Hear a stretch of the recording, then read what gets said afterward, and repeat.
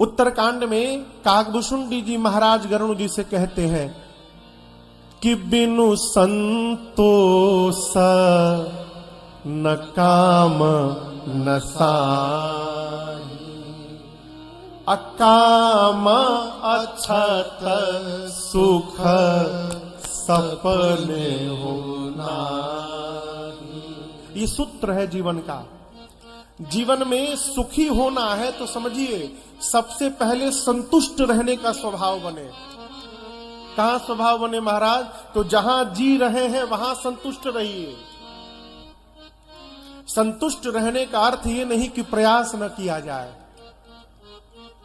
कर्म करिए, कर्तव्य करिए, लेकिन परमात्मा ने जहां आपको बिठाया है वहां पहले संतुष्ट रहने का स्वभाव बनाइए। ये संतोष है। जब तक संतोष नहीं आएगा तब तक कामनाएं समाप्त नहीं होंगी। और काकभूषुंडी जी कहते हैं जब तक कामनाएं समाप्त नहीं होंगी, जागृत अवस्था छोड़िए, सपने में भी सुख प्राप्त होने वाला नहीं है। ये कथा सुनने से पहला प्रभाव क्या पड़ता है? धीरे धीरे कामनाएं कम हो जाती हैं, समाप्त तो नहीं होंगी। जब तक भगवत कृपा नहीं होगी तब तक यहां याद रखिएगा, न काम समाप्त होगा, न क्रोध समाप्त होगा, न मोह छूटेगा। प्रवचन भले किया जाए कि काम छोड़ो, क्रोध छोड़ो, मोह छोड़ो, लेकिन जो बोल रहा है क्या उसका छूट गया है क्या? हम यहां प्रवचन दे कि क्रोध न करो और आप 5 बार सामने से आगे से गुजर जाइए, हम ही आग बबूला हो जाएंगे, तो छूटा कहां हो? न क्रोध समाप्त हो सकता है, न मोह समाप्त हो सकता है, न कामनाएं समाप्त हो सकती हैं। कब तक? जब तक भगवान की कृपा न हो जाए तब तक। बिना भगवत कृपा के समाप्त नहीं हो सकता। हाँ, कम अवश्य हो सकता है। कथा सुनने के बाद ये अनुभव में आने लगता है, प्रभु जो पहले दिया है वही। कथा श्रवण करने के बाद ये पता चलता है धीरे धीरे कि प्रभु ने क्षमता से अधिक दे दिया है। और जब ये पता चल जाएगा कि बहुत मिल गया है, फिर उसी दिन से मांगना कम हो जाएगा। ये काम भगवत कृपा से, भगवत कथा से ये पता चलता है कि हम तो निमित्त मात्र हैं, हमारे अंदर कोई सामर्थ्य नहीं है कि हम कुछ कर सके। देखिए, मैं आपके सामने कथा सुना रहा हूं, मैं विज्ञान का छात्र हूं। कलकत्ता में कॉलेज है, स्कॉटिश चर्च कॉलेज, वहां से बॉटनी, केमिस्ट्री और जूलॉजी लेकर मैंने ग्रेजुएशन की। मैं सपना भी नहीं कभी देखा था कि मैं राम जी की कथा गाऊंगा। यदि मुझे इस बात का तनिक भी आभास रहता कि मुझे आगे चलकर भगवत कथा गानी है, तो मैं साइंस लेके न पढ़ता, मैं हिंदी लेके पढ़ाई किया रहता। सरकार, मैं आर्ट्स लेके पढ़ता। मेरे अंदर कथा गाने की कोई पात्रता नहीं है। मैं जो कुछ भी आपके सामने हूं, ये मेरे पूज्य पिताजी का पुण्य, मेरे पूज्य महाराज श्री का आशीर्वाद और मेरे रघुनाथ जी की करुणा का प्रसाद है कि राजन आपके सामने बैठा हुआ। भगवत शरण में जाने के बाद इस बात का आभास होता है कि हम निमित्त मात्र हैं। और जब अपने आप को हम और आप निमित्त मान लेंगे तो जीवन में कभी अभिमान होने वाला नहीं है। सुनत नसाहि काम मद दम्भा। अब आप कहोगे महाराज, समाज में तो कई मनुष्य ऐसे हैं जो वर्षों से कथा गा रहे हैं, सुन रहे हैं, हर 4-5 महीने पे कथा सुनने जाते हैं, लेकिन उनका न काम समाप्त हो रहा है, न दंभ समाप्त हो रहा है, न अभिमान समाप्त हो रहा है। तो वो सही कि ये सही? सरकार, एक सेठ जी हर वर्ष निश्चित तिथि में एक ही महाराज को बुलाकर भागवत जी की कथा सुनते थे सरकार। उनकी तिथि निश्चित थी, अमुक तिथि को प्रारंभ होकर अमुक तिथि को विश्राम लेगी कथा, और 11 वर्षों से कथा सुन रहे थे। उसी तिथि में स्वयं परीक्षित बनते थे और कथा सुनते थे। कलयुग में 12 वर्ष की अवस्था को एक तपयुग माना गया है। 12वें वर्ष की जब कथा का समय आया तो उसी 7 दिन में जो सेठ जी थे उनको किसी आवश्यक कार्य से दिल्ली जाना था 2 दिन। अब सोचने लगे कि कथा 12वें वर्ष में है, दिल्ली जाना भी आवश्यक है, तो एक इस बार बात करता हूं महाराज जी से कि तिथि बदल दे। तो गए तो जाकर बोले सरकार बहुत जाना आवश्यक है दिल्ली, आप तिथि को बदल दीजिए। महाराज ने कहा देखिए सेठ जी, इसी तिथि में आप 11 वर्षों से कथा सुन रहे हैं, ये 12वां वर्ष है, एक तपयुग पूर्ण होगा आपके जीवन का।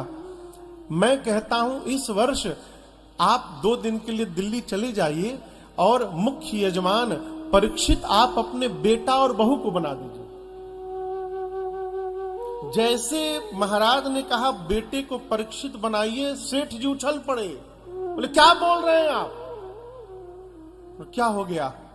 बोले महाराज एक ही बेटा मेरा है और आप कहते परीक्षित बना दीजिए।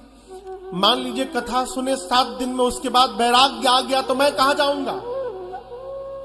बेटा तो बैरागी बन जाएगा मेरा। महाराज बहुत जोर से हंसे, बोले सेठ 11 साल में जब तू बैरागी नहीं बन पाया तो 1 साल में तेरा बेटा कहां से बन जाएगा? है? पंडाल में इतने सारे लोग बैठे हैं, क्षमा करिएगा, सब सुन रहे हैं, आवश्यक नहीं है। कई लोग तो पंडाल देख के चले आए होंगे, इतना बड़ा पंडाल क्यों लगा है वो? है? कई लोग आयोजन समिति को प्रसन्न करने के लिए आए होंगे। देखिए आपने आयोजन कराया, हम चले आए यहां पर। कई लोग औरों को जनाने के लिए आते हैं कि हम भी भगत हैं, कथा सुनते हैं। और याद रखिएगा, डॉक्टर साहब दवा भले दे दे, उस दवा को जब तक आप पान नहीं करिएगा उस दवा का प्रभाव जीवन में दिखने वाला नहीं है। उसी प्रकार पंडाल में आइए नत, आकर जब तक कथा जीवन में न उतरे, श्रवण में न जाए, तब तक इसका प्रभाव जीवन में दिखने वाला नहीं है। कुछ भी कर लीजिए। और हम तो कहते माई बाप मन न लगे ना तब भी आइए। कई लोग को कथा में आने के बाद नींद आने लगती है। तिवारी जी, घर में भले टिकिया खा के रात को सो रहे हो, लेकिन कथा में आओ खूब बढ़िया नींद लागत है? मन न लगे तब भी आइए। क्यों? बूंद बूंद पानी जब पत्थर पर निरंतर टपकता है तो 1-2 साल बाद उस पत्थर में भी छिद्र दिखाई पड़ता है। उसी प्रकार बार बार कथा जब कान में जाएगी तो एक ना एक दिन यहां भी छिद्र होगा, अवश्य होगा। आप आकर तो देखिए। इस कथा की महिमा गोस्वामी तुलसीदास जी कहते हैं, सुनत न साही काम मद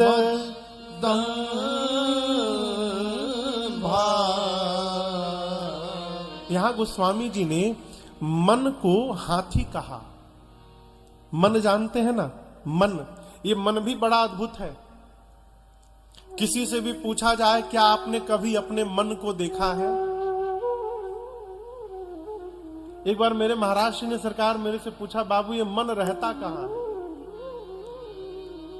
कहां रहता है पता है? और मन को किसी ने देखा नहीं, सब मन के ही वशीभूत हैं। हम चाहे आप सब अपने मन के बस में हैं। आज मन नहीं कर रहा है कुछ करने का। अरे मन ने टेलीफोन किया क्या? गोस्वामी जी कहते हैं ये जो मन है ये हाथी के समान विशाल है। मन करी, करी यानी हाथी। जंगल में जब आग लग जाए तो सारे पशु जंगल के बाहर भागने का प्रयास करते हैं, परंतु हाथी जंगल के बाहर नहीं भागता। क्यों? उसकी गति उतनी नहीं है।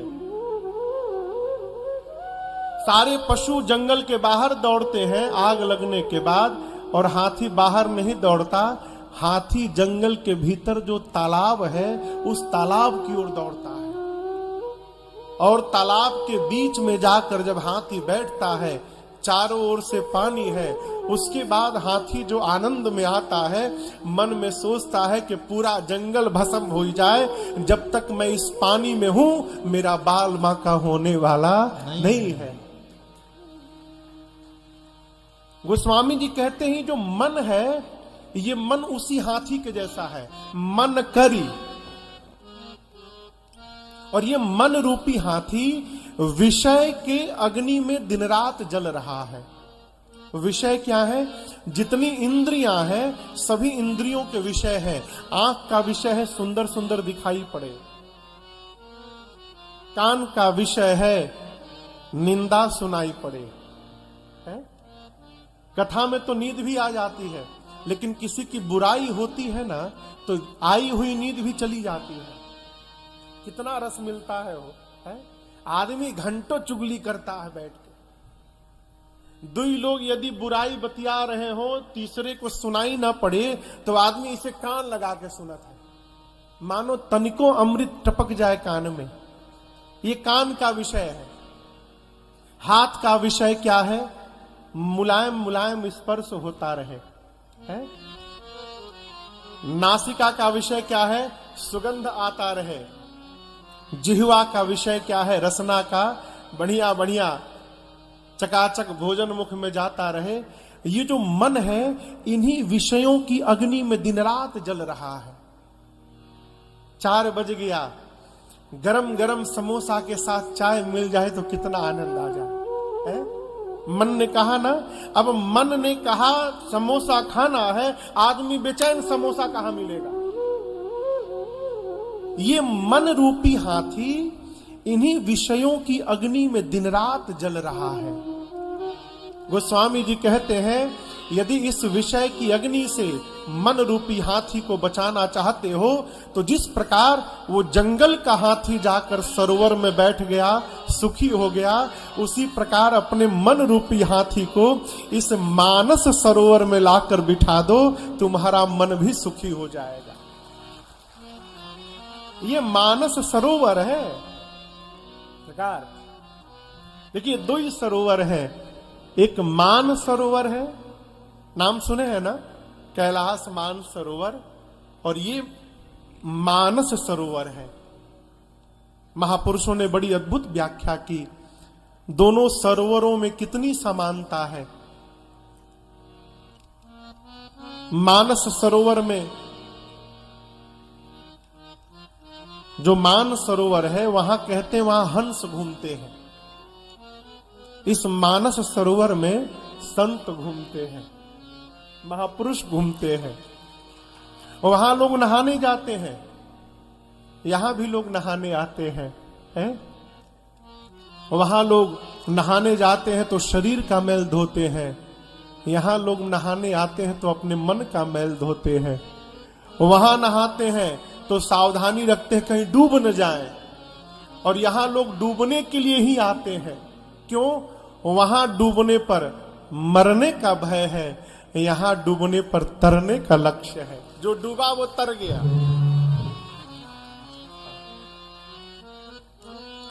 कहो तर गया, कहो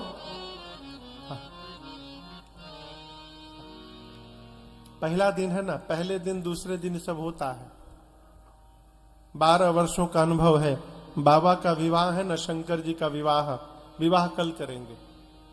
विवाह और राम जन्म कल सोमवार दिन है, तो बाबा का विवाह और राम जन्म महोत्सव हम और आप कल गाएंगे। आज राम कथा महिमा और उसके बाद मां सती का चरित्र, ये 2 प्रसंग आप श्रवण करेंगे।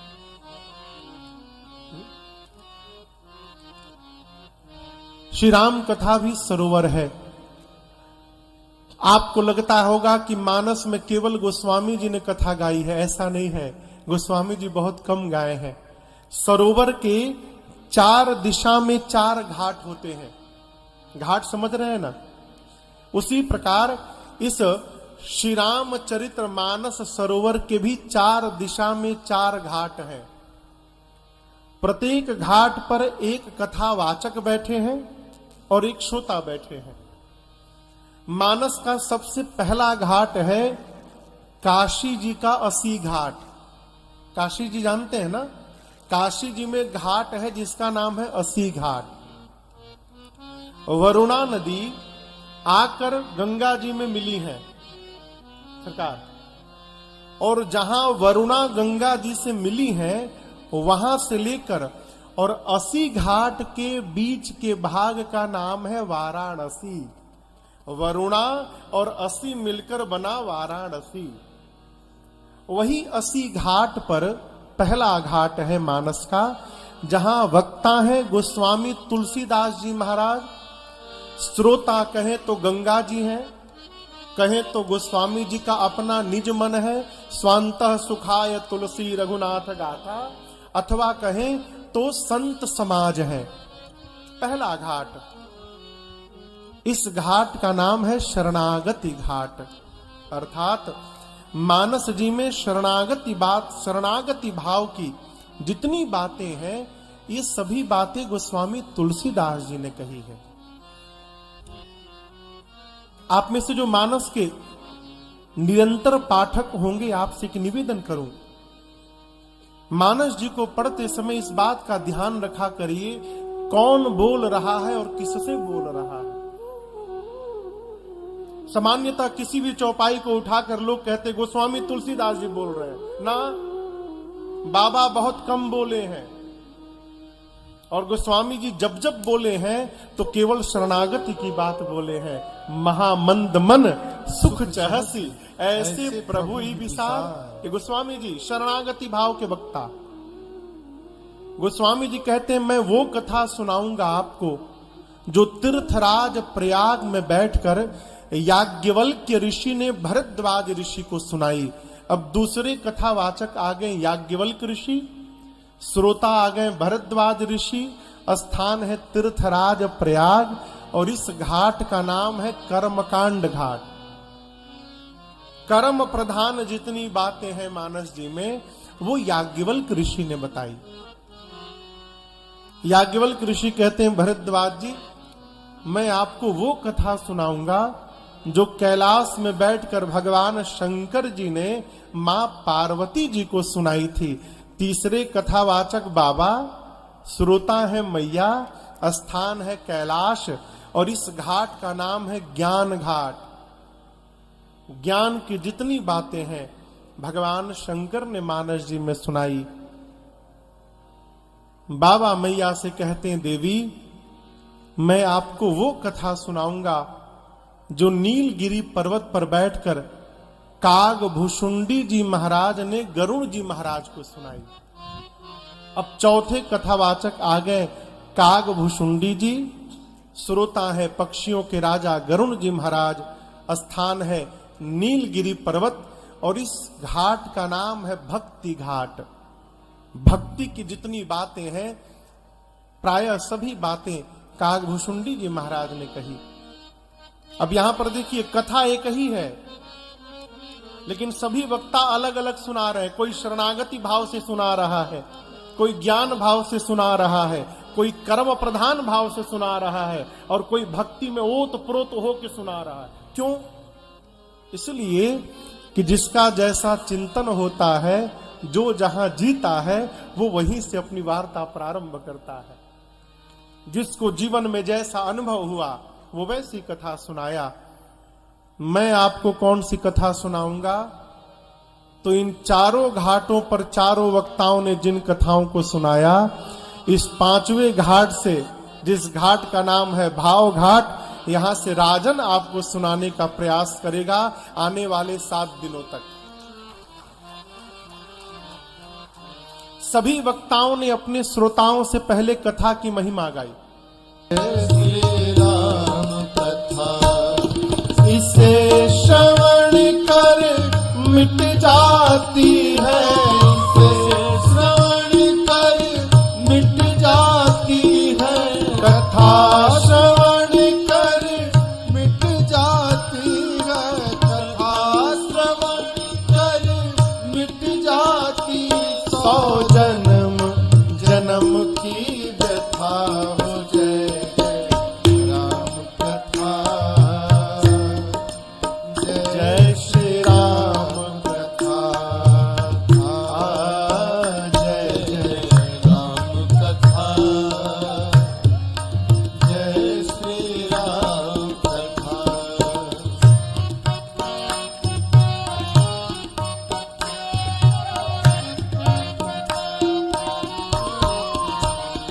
सबसे पहले वक्ता गोस्वामी तुलसीदास जी बोले। मानस के दूसरे वक्ता श्री याग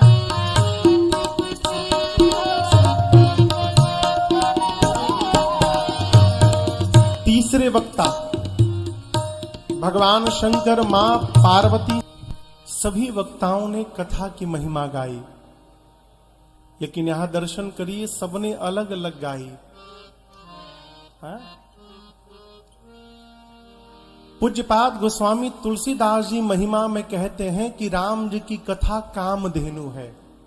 राम कथा कली यानी कलयुग में कामद गाई,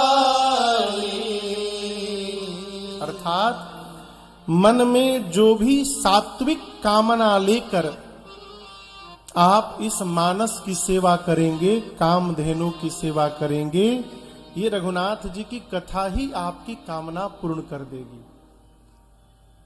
इसकी महिमा है। दूसरे वक्ता याज्ञवल्क्य ऋषि कहते हैं भरद्वाज जी से, मुनिवर, एक विकार है जिसका नाम है मोह। मोह क्या है? देखिए, मोह नाम है एक प्रकार के प्रेम का। प्रेम मनुष्य दो प्रकार से करता है, एक ज्ञान परक प्रेम और दूसरा अज्ञान परक प्रेम। ज्ञान परक प्रेम क्या है? हम क्या हैं, क्या करने आए हैं, जो ये जान रहा है और ये जानने के बाद अपने कर्तव्य का पालन कर रहा है, ये ज्ञान परक प्रेम है। अज्ञान परक प्रेम क्या है? जो करने आए थे वो पेंडिंग में छोड़ दिए, और जो नहीं करना है जीवन भर उसी में लगे हुए हैं, ये अज्ञान परक प्रेम है और इसी का नाम है मोह। अब इसको और खोल के कहता हूं। कथा चल रही है रांची में, किसी से कहिए महाराज कथा चल रही है, चलिए कथा सुनने का टाइम है। इतना प्रेशर पड़ा हुआ है दिमाग पर, अभी ये करना है, वो करना है, ये बाकी है, 60 के बाद सुनेंगे। एग्रीमेंट हुआ है क्या कि 60 साल तक जीवित ही रहना है यहां पर है? केवल परीक्षित जी ऐसे थे धरती पर जो ये दावे के साथ बोल सकते थे कि अगले 7 दिनों तक मेरा बाल बांका नहीं हो सकता है। उनके अलावा कोई नहीं बोल सकता है कि हमारे साथ कल क्या होने वाला है? क्या करने आए हैं ये जान लेना और उसके बाद परिवार में लगे रहना, कर्तव्य का पालन करना, ये जागृत प्रेम है। और अज्ञानता में पड़कर केवल उसी में लगे रहना, यही मोह है। याज्ञवल्क्य ऋषि कहते हैं भरद्वाज जी, मोह जब विशाल विकराल रूप धारण कर ले तो उस विकराल मोह का वध करने के लिए, जैसे महिषासुर का वध करने के लिए मां को आना पड़ा, उसी प्रकार मोह रूपी महिषासुर का वध करने के लिए ये राम जी की कथा साक्षात काली मां के समान है। जो इस मां की शरण में रहेगा उसके जीवन में मोह बचने वाला नहीं है। ये महिमा है। याज्ञवल्क्य ऋषि कहते हैं राम जी की कथा चंद्रमा के अमृत के समान है। चंद्रमा के अमृत को चकोर पाने के लिए सदैव लालायित रहता है, उसी प्रकार कथामृत को पाने के लिए ये संत सदैव लालायित रहते हैं। ये कथा की महिमा है। कितने वक्ता महिमा बता गए? 4 में से 2। कितने बचे? 2 और बचे। तीसरे वक्ता भगवान शंकर मां भवानी से कहते हैं, देवी राम कथा कलयुग में बिटप कुठारी।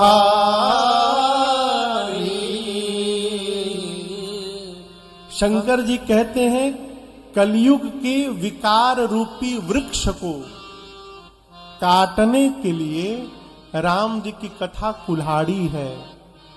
कुठारी यानी कुल्हाड़ी। विकार जो आपको सुनाया, काम क्रोध मद मोह लोभ मत्सर, यदि ये विकार वृक्ष बन जाए तो उस वृक्ष को काटने के लिए कथा कुल्हाड़ी है।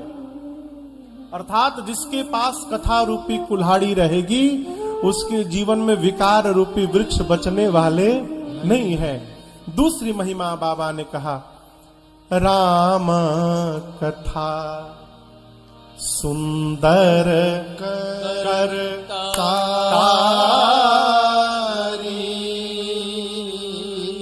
बाबा बोले कि राम जी की कथा हाथ की सुंदर ताली है।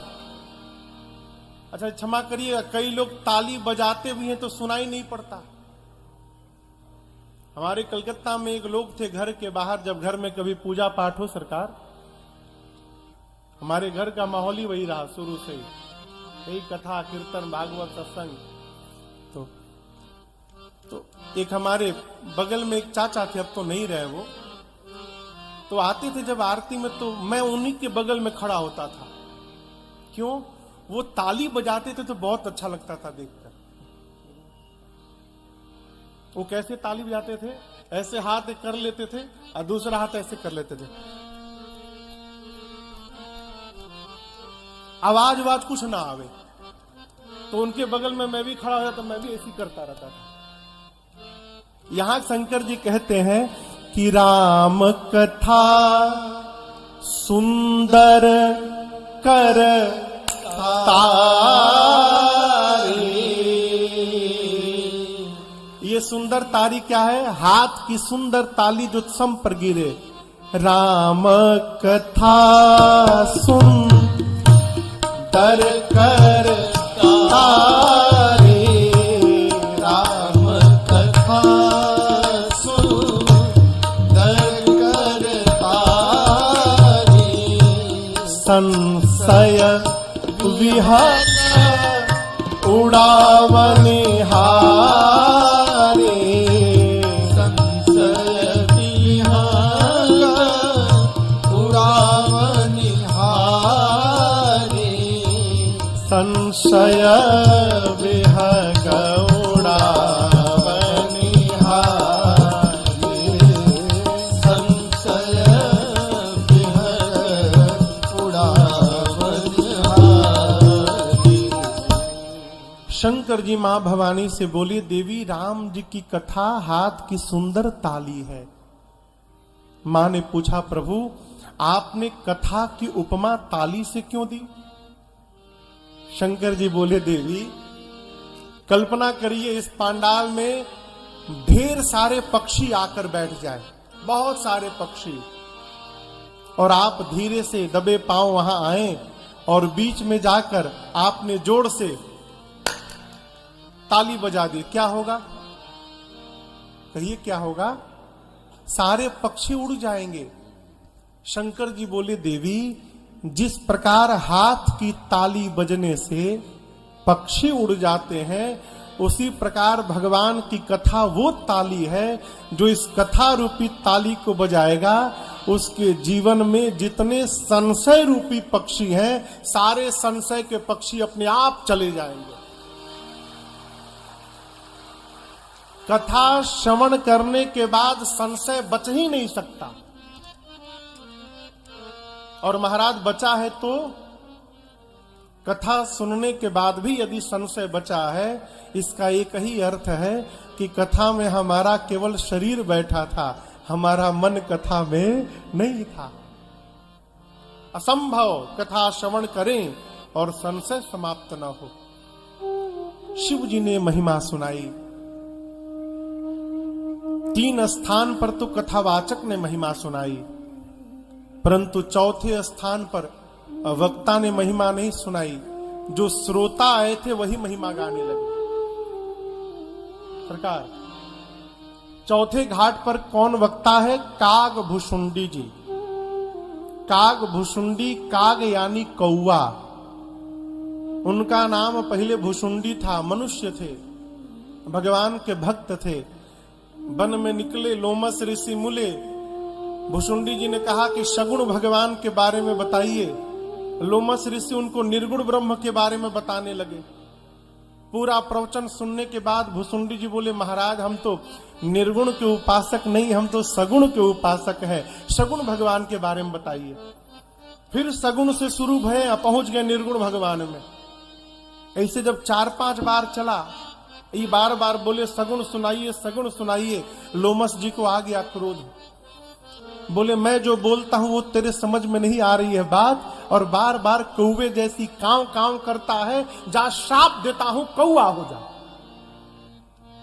तो वहीं भुषुंडी जी कौवा बन गए। तब उनका नाम पड़ गया काग भुषुंडी जी महाराज। अब दर्शन करिए, कौवा बने ना।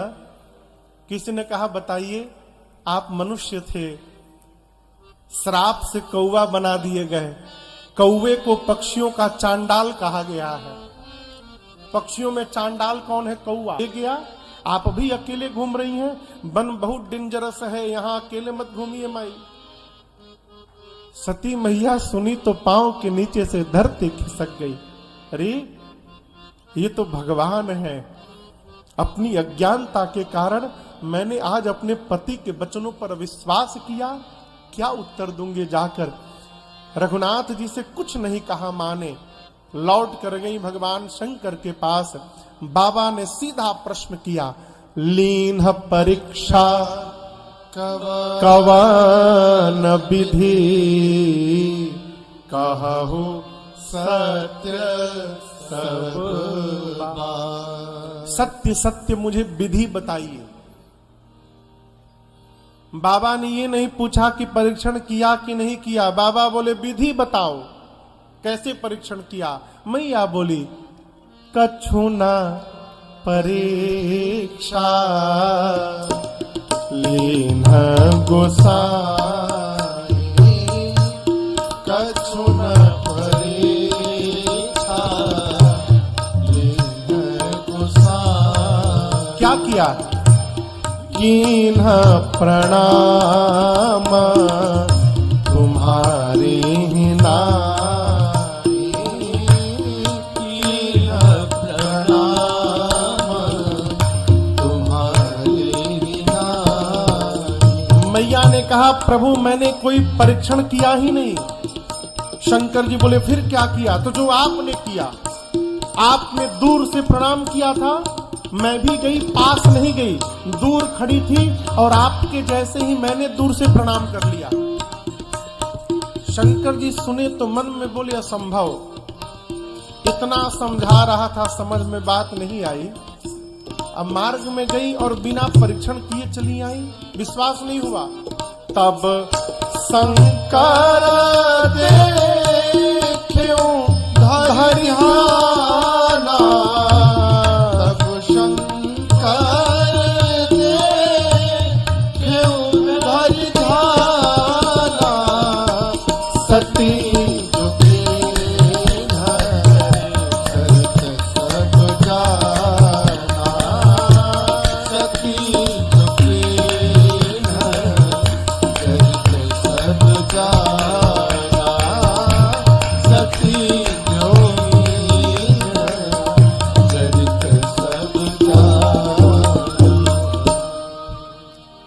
बाबा ध्यान में गए और ध्यान अवस्थित होकर बाबा ने सब देखा। सती जो कीन्हा चरित सब जाना। शंकर जी देख लिए कि सती ने मेरी मां सीता का रूप बनाया। बाबा को बड़ी ग्लानि हुई। यहां पर शंकर जी भगवान की माया शक्ति को प्रणाम करते हैं। दर्शन करिए, इतना होने पर भी शंकर जी सती जी का अपराध नहीं मानते। कहते हैं बहुरी राम मां यही सिरुनावा। शंकर जी ने राम जी की माया को प्रणाम किया। क्यों? इसी माया ने प्रेरी सती ही जही झूठ कहा हवा। शंकर जी को विश्वास है कि मेरी सती मेरे से झूठ नहीं बोलती, भगवान की माया ने मेरी सती से झूठ कहलवा दिया। ये क्या है? ये विश्वास है। जिसको अपना मान लिए हैं माई बाप, उसके भीतर कमी देखना बंद करिए, विश्वास में रहने का स्वभाव बनाइए, आपका संबंध जीवन पर्यंत बना रहेगा। शंकर जी मां का अपराध नहीं देखते। अब समस्या क्या है?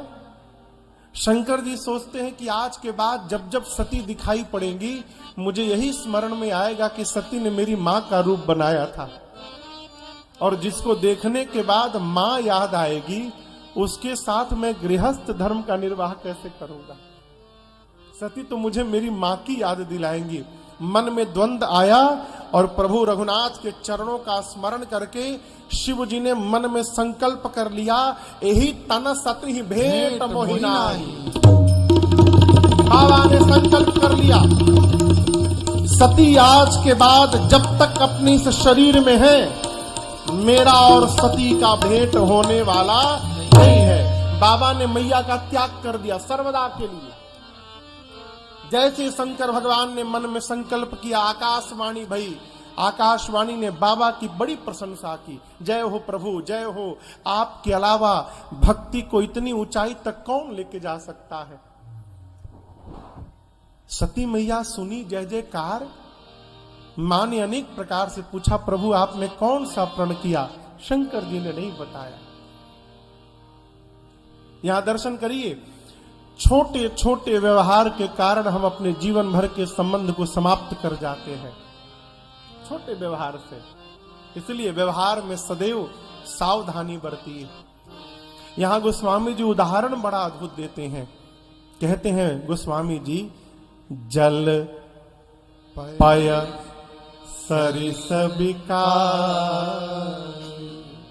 देखहु प्रीति किरीति भरी।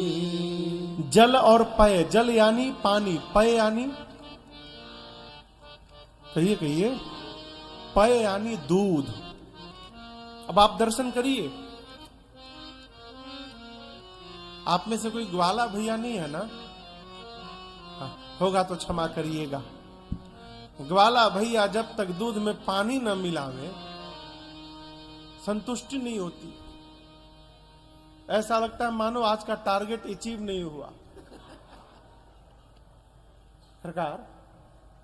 और मजे की बात देखिए, पानी जब दूध में मिलता है तो दूध में मिलने के बाद पानी पानी नहीं रहता, वो भी दूध बन जाता है। कैसे बन जाता है साहब? पानी जब दूध के पास जाता है तो आत्मसमर्पण करता है। पानी अपना नाम, अपना रूप, अपना रंग, अपना सर्वस्व त्याग करके और दूध की शरण में जाता है। दूध कहता है पानी से, मित्र तुम मुझे इतना प्रेम करते हो कि अपना स्वरूप भी खोने को तैयार हो गए। कोई बात नहीं, आओ तुमको मैं अपना रंग दूंगा, अपना रूप दूंगा, अपना स्वाद दूंगा, और इतना ही नहीं, अपने भाव में तुमको भी बिकवा दूंगा। एक बार मेरी शरण में आओ। और दर्शन करिए, दूध पानी दोनों एक ही दाम में बिकत है।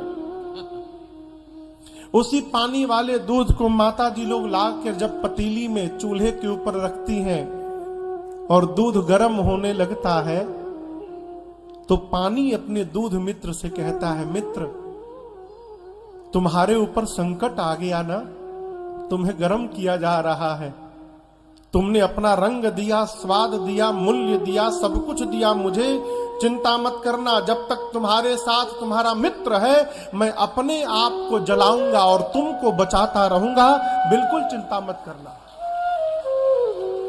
सरकार, दूध गर्म होता है तो पानी जलता है, दूध नहीं। और जब दूध का मित्र पानी जलने लगता है तो अपने मित्र की पीड़ा को दूध बर्दाश्त नहीं कर पाता है और उस पतीली से बाहर निकल के उस अग्नि को बुझाने के लिए दौड़ता है कि तुम मेरे मित्र को जला रहे हो, मैं तुमको बुझाकर समाप्त कर दूंगा। ये प्रेम, कितना अद्भुत प्रेम है वो। लेकिन आप बताओ, उसी दूध में यदि सिरके का 2 बूंद पड़ जाए, नींबू का 2 बूंद पड़ जाए तो क्या होगा? फटेगा नहीं, दूध पानी अलग हो जाएगा। पानी अलग हो जाएगा, दूध अलग हो जाएगा। और एक बार यदि पानी दूध अलग हो गए ना, तो फिर दुनिया की कोई ताकत दोनों को एक करने वाली नहीं है, यदि एक बार अलग हो गए। उसी प्रकार जब जीव मनुष्य भगवान की शरण में जाता है तो परमात्मा भी जीव को अपना सर्वस्व देते हैं, अपना रंग देते हैं, अपना रूप देते हैं, अपना छाप देते हैं, तिलक देते हैं और अपनी जैसी ही पूजा उसकी भी करवाने लगते हैं।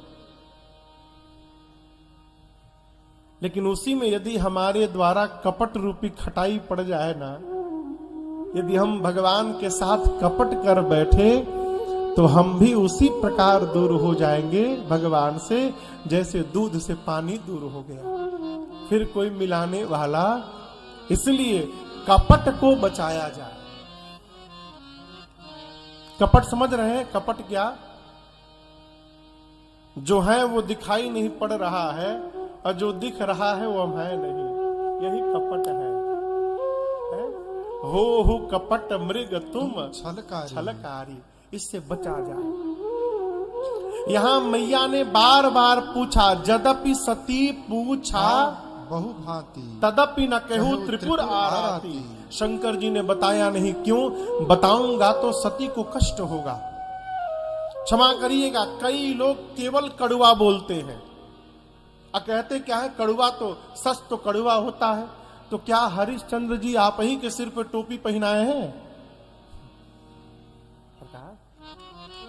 कहा गया है सत्यम ब्रुवात प्रियम ब्रुवात, न ब्रुवात सत्यम अप्रियम। कहाँ ही सत्य प्रिय वचन विचारी, जागत सोवत शरण। वाल्मीकि जी कहते, राम जी जो सत्य तो कहे लेकिन प्रिय सत्य कहे। सत्य यदि कड़ुआ है तो उसको कहने से बचा जाए। दिल्ली के गायक है कुमार विशु जी, टाइम नहीं है, लोडिंग कराना है। अरे 1 घंटे के लिए आ जाओ, चालान बनाना है, अभी डिस्पैच करना है। खूब बनाओ बहाना, लेकिन याद रखना, किसी को कहते तुमको चलने नहीं आता, तुमको बोलने नहीं आता। टेंडर मिला है क्या कमी देखने का है?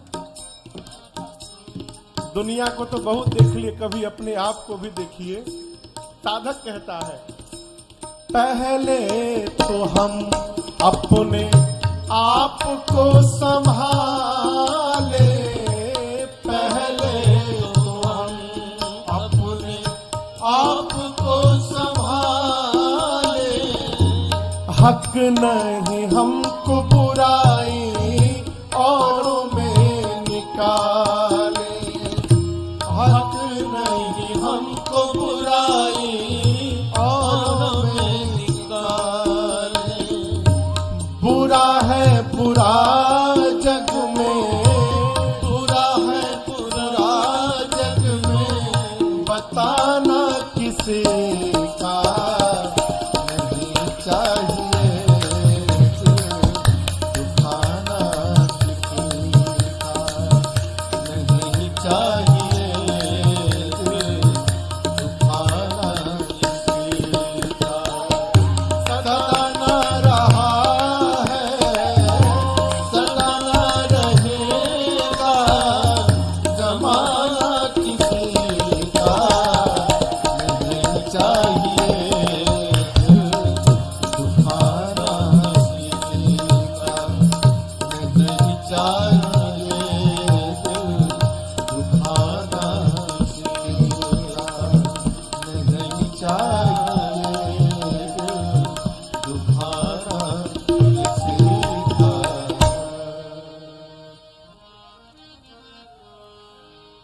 अरे नहीं चाहिए दिल दुखाना किसी का। इसको ऐसे भी गा सकते हैं, अरे दिल दुखाना किसी का नहीं चाहिए, दिल दुखाना किसी का नहीं चाहिए, और दर्द पर मुस्कुराना नहीं चाहिए, किसी के दर्द पर मुस्कुराना नहीं चाहिए। मां ने अनेक बार से पूछा, प्रभु आपने कौन सा प्रण किया? बाबा ने नहीं कहा। क्यों? कहूंगा कष्ट होगा, धीरे धीरे मेरे व्यवहार से समझ में आएगा सती को कि मैंने इनका त्याग कर दिया। बाबा कैलाश में गए और जाने के साथ शंकर सहज स्वरूप समारा। देखिए, हर मनुष्य का अपना एक निज सहज स्वरूप है।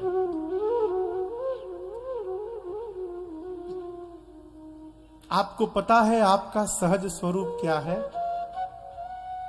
पता है? पता करना है। एकांत में जब कोई नहीं रहता हमारे आसपास, जब हमको कोई नहीं देखता, उस समय हम जो होते हैं वो हमारा निज स्वरूप है। बाहर तो आदमी खूब नाटक कर ले, लेकिन कमरे के भीतर जाने के बाद जो असल में होता है वही पहुंच जाता है। भगवान शंकर कैलाश में पहुंचे। शंकर एकांत तो समझते हैं, एकांत मने एक में जाकर अंत हो जाना, वो एकांत है। भगवान शंकर कैलाश में गए सहज स्वरूप में। एक रूप से बाबा काशी में है, एक रूप से बाबा कैलाश में है, एक रूप से लीला में है, और एक रूप से भगवान शंकर सर्वकाल साकेत में मेरे रघुनाथ जी की सेवा में प्रस्तुत है। सर्वकाल शंकर जी हनुमान बन के आ गए तो कैलाश रिक्त नहीं हुआ। कैलाश में बाबा हैं, एक रूप में आए हैं। कैलाश में यदि बाबा है तो काशी जी में शंकर जी नहीं है, विश्वनाथ जी नहीं, बाबा वहां भी हैं। कैलाश में गए और साकेत में रघुनाथ जी की सेवा में जो शंकर जी हैं, शंकर भगवान कैलाश में बैठकर उसी स्वरूप का चिंतन करने लगे और समाधिस्थ हो गए। कितने दिन समाधि में रहे? 87,000 वर्ष। कितने दिन? 87,000 वर्ष समाधि में रहे। उसके बाद तजी समाधि शंभु अविनाशी, समाधि से बाहर आए, राम नाम स्मरण किए। सती मैया सुनी, जाने सती जगतपति जागे। बाबा जग गए, सती मैया गई, जाई शंभु पद बंधन कीन्हा। मैया ने बाबा को बंधन किया। बाबा ने यहाँ दर्शन करिए, बामांग में बिठाया है। ये पार्वती जी हैं, सती जी को बामांग में नहीं बिठाया। कहाँ बिठाया? सन्मुख शंकर आसन दीन्हा। आज सती जी को बाबा ने सामने बिठाया। क्यों? बामांग में बैठने का अधिकार सती जी समाप्त कर चुकी है, सामने बिठाया। बाबा जानते हैं कि सती 87,000 वर्ष से अकेले हैं, कष्ट में हैं, दुख में हैं, और दुख कम करने का एक ही उपाय है, भगवान की कथा। ऐसा जानकर अस कही लगे जपन हरि नाम, लगे कहन हरि कथा रसाला, लगे भगवान की कथा गाने। अब दर्शन करिए, शंकर जी कैलाश में बैठकर सती जी को कथा सुना रहे हैं, और ठीक उसी समय ब्रह्मा जी ने सती मैया के पिता दक्ष को समस्त प्रजापतियों का राजा बना दिया। दक्ष प्रजापतियों के नायक बन गए। दक्ष यानी भगवान शंकर के ससुर जी इतने बड़े अभागे हैं कि भगवान शंकर को ही अपना शत्रु मानते हैं। शत्रु क्यों मानते साहब? अभिमान बस। दक्ष को लगता है कि शंकर जी ने मेरा अपमान किया है। और आपसे बतावें, कोई किसी का अपमान नहीं करता है।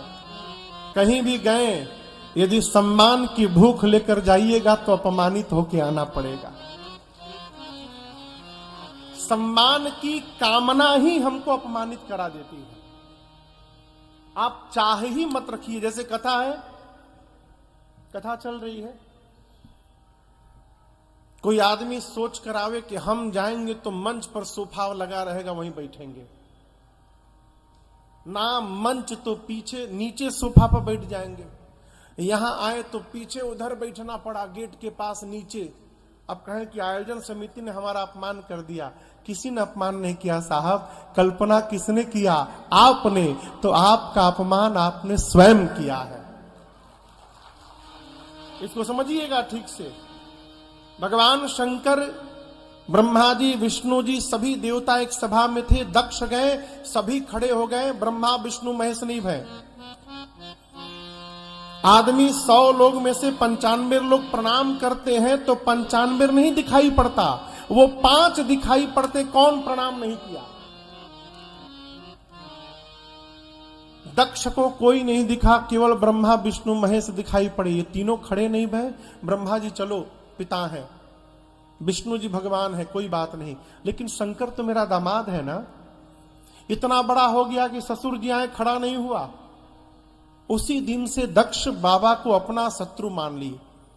और जैसे बड़ा अधिकार मिला, भगवान शंकर को अपमानित करने के लिए यज्ञ की रचना की। हरिद्वार के कनखल में सभी देवताओं को बुलवाया, छोड़ ब्रह्मा विष्णु महेश, तीनों को नहीं बुलवाया। देवता भी महापुरुष है, अद्भुत।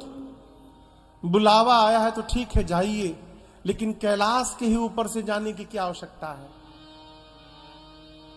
अपने अपने विमान में बैठे पत्नियों के साथ बोले गाना गाओ, और विमान को कैलाश के ऊपर से ले जा रहे हैं। अरे बाईपास से चले जाते। क्यों? शंकर जी को बताना है कि आपके ससुर जी ने आपको नहीं बुलाया है, हम लोग को बुलाया है। बाबा तो आनंद में।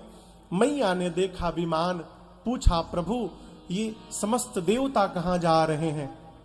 शंकर जी ने बताया, देवी आपके पिताजी यज्ञ कर रहे हैं, ये देवता उसमें भाग लेने जा रहे हैं।